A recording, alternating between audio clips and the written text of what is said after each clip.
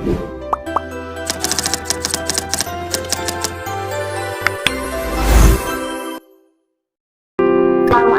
nama saya Narasa Safia, nominatri PIB 2005.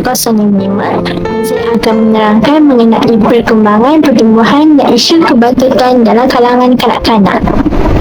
Perkembangan ini ialah proses yang berterusan dari lahir hingga individu mencapai kematangan. Perkembangan ini merujuk kepada peningkatan dalam kompleksiti, iaitu perubahan kemahiran daripada ringkas kepada lebih rumit dan terperinci, iaitu secara berperingkat. Tumbuhan pula ialah perubahan fizikal yang spesifik dan melibatkan peningkatan saiz kanak-kanak. Perubahan dalam pertumbuhan ini dapat dilihat dengan jelas melalui tinggi dan berat badan. Malah, isu kebatutan dalam kalangan kanak-kanak telah menjadi lebih serius dan semakin meningkat di Malaysia. Menurut Kementerian Kesihatan Malaysia, iaitu KKM, definisi batut ialah masalah pembesaran tidak normal akibat pengambilan makanan yang tidak seimbang dalam diet seharian bagi satu tempoh yang lama. Isu ini berkait rapat dengan tahap sistem imun badan yang rendah. Antara faktor terjadinya kebatutan ini adalah disebabkan oleh kanak-kanak yang kekurangan zat makanan. Ini disebabkan oleh kanak-kanak tersebut lebih didedahkan dengan makanan yang tidak berkhasiat. Seterusnya saya serahkan kepada sahabat saya Nuri untuk menerangkan mengenai tanggungjawab dan peranan ibu bapa. Assalamualaikum warahmatullahi wabarakatuh. Nama saya Nurin Diana binti Muhammad Farizan, PIB 23053. Jadi, saya ingin menerangkan berkenaan dengan peranan yang ibu bapa perlu ambil untuk merangsang perkembangan kanak-kanak. Aspek perkembangan yang pertama ialah aspek perkembangan fizikal.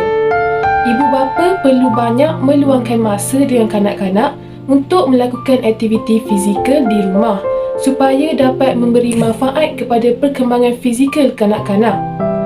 Ibu bapa juga perlu memainkan peranan untuk merancang dan menyediakan aktiviti yang bersesuaian untuk kanak-kanak lakukan di rumah dan sentiasa untuk memastikan kanak-kanak berada dalam keadaan yang aktif di rumah. Selain itu, ibu bapa juga perlu memastikan bahawa kanak-kanak akan lebih banyak masa diluangkan untuk melakukan aktiviti fizikal berbanding melakukan aktiviti yang tidak berfaedah seperti bermain video games dan juga bermain gadget. Sebagai contoh, ibu bapa boleh melakukan aktiviti bermain bola pada waktu petang bersama kanak-kanak di rumah untuk merangsang perkembangan fizikal yang lebih baik kepada kanak-kanak. Seterusnya, peranan ibu bapa dalam merangsang perkembangan kanak-kanak ialah melalui aspek perkembangan sosial. Ibu bapa perlu menjadi rakan yang aktif kepada kanak-kanak di rumah kerana kanak-kanak akan mula untuk melakukan aktiviti sosial yang mudah seperti menegur orang yang mereka selesa, iaitu ibu bapa mereka sendiri. Ibu bapa perlu memberi sokongan sepenuhnya kepada kanak-kanak untuk bersosial kerana semakin meningkat dewasa, mereka akan lebih banyak untuk melakukan aktiviti sosial seperti berbual dan bercerita dengan ibu bapa mereka. Ibu bapa juga perlu memainkan peranan untuk menggalakkan kanak-kanak untuk bergaul dan bersosial dengan rakan sebaya mereka. Hal ini kerana kanak-kanak akan lebih mudah untuk belajar sesuatu apabila mereka melihat rakan sebaya mereka melakukan perkara tersebut, dan sekaligus kanak-kanak boleh menggunakan peluang ini untuk meningkatkan kemahiran bersosial mereka dengan lebih berkembang dan baik. Aspek perkembangan yang ketiga yang perlu ditekankan oleh ibu bapa ialah aspek perkembangan kognitif. Ibu bapa perlu memberi peluang kepada kanak-kanak untuk melakukan aktiviti yang berbentuk hands-on di rumah supaya dapat mengembangkan kemahiran kognitif mereka. Ibu bapa juga tidak boleh hanya mengharapkan aktiviti yang kanak-kanak lakukan di sekolah sahaja. Malah, ibu bapa juga perlu menyediakan aktiviti yang melibatkan deria dan psikomotor kepada kanak-kanak untuk merangsang perkembangan kognitif yang lebih baik kepada mereka. Ibu bapa juga perlu mengelakkan diri daripada menyekat atau menghalang kanak-kanak untuk melakukan sebarang penerokaan terhadap sesuatu perkara. Kerana melalui penerokaan ini, kanak-kanak dapat memperolehi pengalaman yang akan membantu mereka untuk membuka minda berkenaan dengan kehidupan seharian mereka. Tanggungjawab yang perlu diambil oleh ibu bapa untuk mengawasi tahap perkembangan anak-anak ialah sentiasa memantau sama ada tahap perkembangan anak-anak berada dalam keadaan baik atau tidak. Ibu bapa boleh membuat diary atau catatan tentang tahap peringkat perkembangan yang anak-anak telah lalui. Kemudian, mereka boleh merujuk kepada pihak perubatan atau kesihatan untuk mengetahui sama ada tahap perkembangan anak mereka berada dalam keadaan yang baik atau terdapat masalah terhadap perkembangan tersebut. Ini merupakan satu tanggungjawab yang perlu digalas oleh semua ibu bapa bagi memastikan setiap anak-anak mempunyai perkembangan yang baik dan terkawal. Tidak semua yang dihadapi bisa diubah, tapi tidak ada yang bisa diubah sampai dihadapi. Saya, Nazira Akila binti Azharuddin, PIB 23002 akan merungkaikan tentang tips-tips untuk persediaan ke sekolah, alam persekolahan. Okey, saya nak berterima kasih kepada sahabat-sahabat saya yang telah merungkaikan peranan dan tanggungjawab untuk merangsangkan perkembangan kanak-kanak.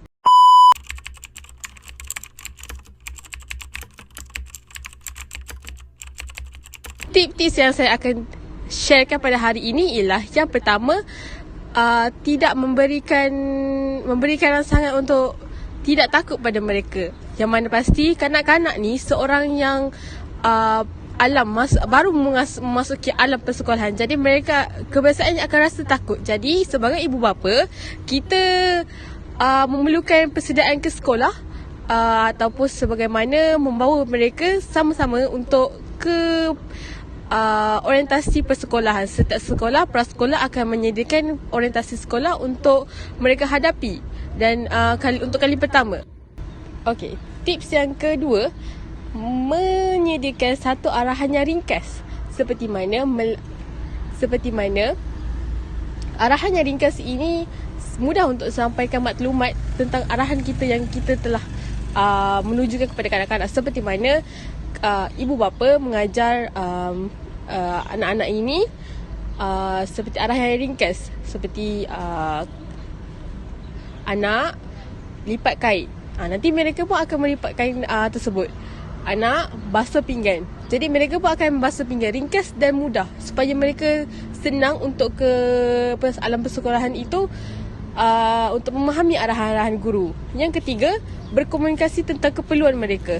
Apabila kita berkomunikasi tentang keperluan, anak-anak ini akan terus mengatakan keperluan dia mereka. Seperti mana anak-anak ini memerlukan ketandas. Jadi bila kita mempraktikkan di rumah, seperti ibu mengajar anak-anak itu tersebut komunikasi yang tentang keperluan mereka. Seperti anak ajarnya nanti bila masuk sekolah, beritahu dekat anak-anak nanti nak pergi ke sekolah, cakap kalau ada ingin membuang hajat, beritahu cikgu terus. Tidak menahan rasa untuk buang air besar ataupun malu untuk memberitahu keperluan mereka, sebab komunikasi tentang keperluan ini sangat penting. Itu sangat merangsangkan perkara hal yang penting untuk kita mengajar mereka sebelum ke alam persekolahan. Yang keempat pula, iaitu mengajar mereka untuk memakai baju sendiri. Seperti mana konsep untuk sebelum pergi ke prasekolah ini sangat penting untuk mengajar mereka bagaimana untuk mereka memakai baju, bagaimana mereka untuk zip seluar, bagaimana untuk mereka butang seluar, untuk mereka berdikari di prasekolah nanti, ataupun tadika dan taska.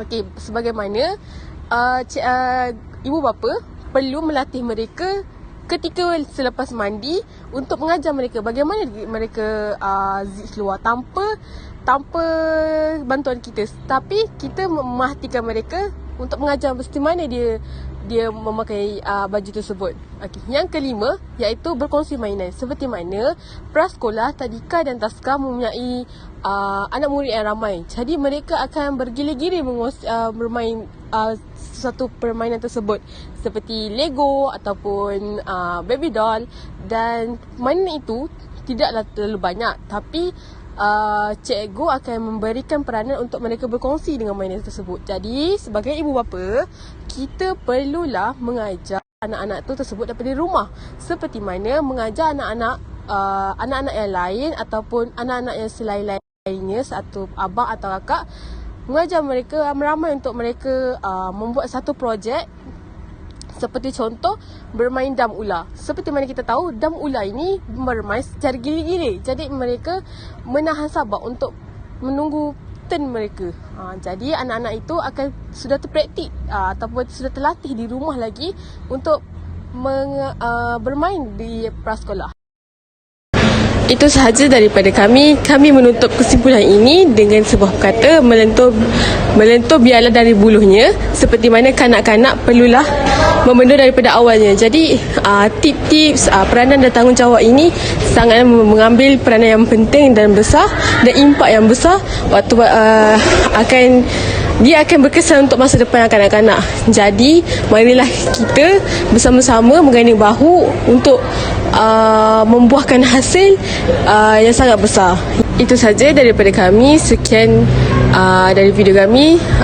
Itu saja. Minta maaf tu salah bahasa ataupun itu yang buruk tu dari kami, yang baik tu daripada Allah. Terima kasih.